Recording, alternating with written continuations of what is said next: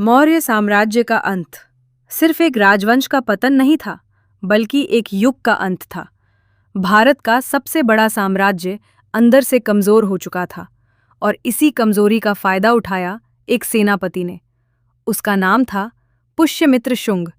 वो मौर्य सेना का सेनापति था, लेकिन उसके मन में कुछ और ही चल रहा था।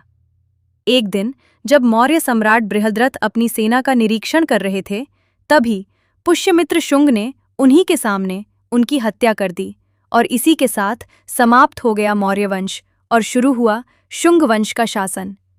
पुष्यमित्र शुंग ने सत्ता संभालते ही मगध को फिर से मजबूत करना शुरू किया।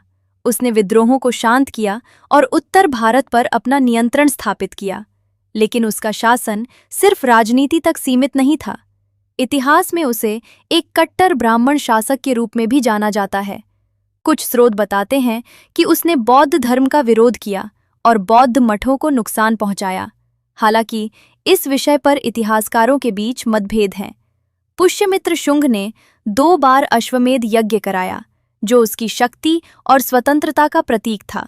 उसके बाद सिंहासन संभाला उसके पुत्र अग्निमित्र ने। अग्निमित्र का शासन अपेक्षाकृत शांत था और उसका उल्लेख हमें संस्कृत नाटक मालविकाग्निमित्र में भी मिलता है, जिसे महान कवि कालिदास ने लिखा था। अग्निमित्र के बाद शुंग वंश में कई शासक आए, जिनमें प्रमुख थे वसुमित्र, भागभद्र और अन्य राजा। इनके शासन में शुंग साम्राज्य धीरे धीरे कमजोर होने लगा। राज्य छोटे छोटे हिस्सों में बंटने लगा और केंद्रीय शक्ति कमजोर होती गई। लेकिन शुंग वंश का एक महत्वपूर्ण योगदान था। इस समय भारतीय कला और संस्कृति का विकास हुआ।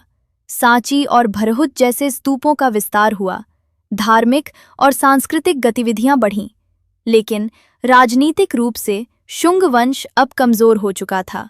और फिर इतिहास ने एक और मोड़ लिया। शुंग वंश का अंतिम शासक देवभूति अपने ही मंत्री द्वारा हत्या कर दिया गया। उस मंत्री का नाम था वसुदेव कण्व और इसी के साथ शुंग वंश का अंत हो गया और शुरू हुआ कण्व वंश का शासन। लेकिन शुंग वंश की कहानी हमें क्या सिखाती है? कि सत्ता सिर्फ ताकत से नहीं, बल्कि स्थिरता और संतुलन से चलती है। मौर्य के बाद शुंग वंश ने भारत को संभालने की कोशिश की, लेकिन समय के साथ वो भी इतिहास के पन्नों में सिमट गया। और यही है भारत के बदलते साम्राज्यों की असली कहानी।